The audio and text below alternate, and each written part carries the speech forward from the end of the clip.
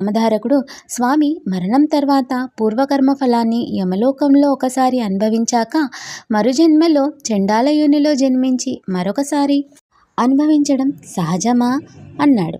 అందుకు సిద్ధుడు ఇలా వివరించారు. భౌతిక దేహం ఒక పరిమితిలోని కష్టసుఖాలను మాత్రమే అనుభవించగలదు. అందుకే దానిని మరణావధి శరీరము లేక పతనావధి శరీరము అంటారు.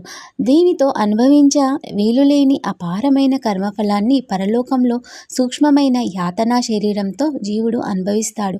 భౌతిక శరీరంతో అనుభవించవలసిన వాటిని మరలా జన్మించి అనుభవిస్తాడు.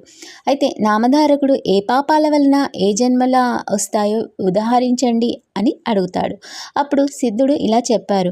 ఏమి చేస్తే చండాల జన్మ కలుగుతుందో కొంత చెప్పాను. అంతేగాక క్రోధము, శూద్ర స్త్రీల పట్ల కామాసక్తి, ఎద్దునెక్కుట, అల్లము, ఆకులు మొదలగు రసవస్తువులను, వేదాలను అమ్ముట, భగవదర్పితం కాని ఆవు పాలు త్రాగుట, నిషిద్ధాన్నము, దుర్మార్గుల నుండి దానము స్వీకరించడము, ఇతరుల జీవనాధారము అపహరించడము, సంధ్యాకాలంలో నిద్రించడము బ్రాహ్మణుడికైనా మరుజన్మలో చండాల జన్మ కలిగిస్తాయి.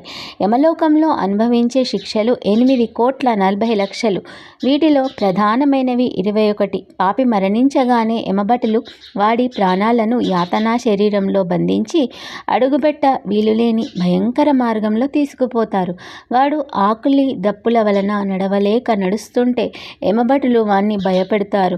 వాడు మూర్ఛబోతే వాణ్ణి లేపి లేపి చీము నెత్తురు ప్రవహించే వైతరిణి నదిలో ముంచుతూ లాక్కుపోతారు. ఇలా యమలోకంలో శిక్షలను అనుభవించాక వాడు భూమిపై జన్మిస్తాడు.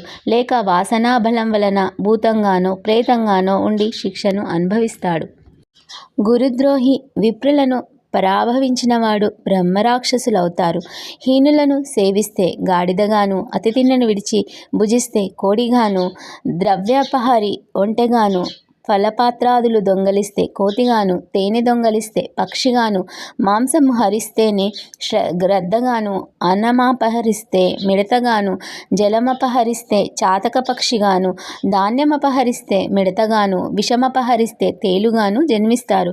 స్వర్ణాపహారి క్రిమికీటకాదులుగానో పక్షిగానో పుడతాడు. గడ్డి దొంగలిస్తే పశువుగాను, మంత్రరహితంగా భుజిస్తే కాకిగాను, మిత్రద్రోహి గ్రద్దగాను జన్మిస్తారు. బ్రహ్మహంతకుడు క్షయరోగిగాను, గ్రంథచోరుడు గ్రుడ్డిగాను, ఘనార్థచోరుడు గండరోగిగాను, పరద్రవ్యహారి సంతానహీనుడుగాను, వస్త్రచోరుడు చర్మరోగిగాను అవుతారు. అసత్యమా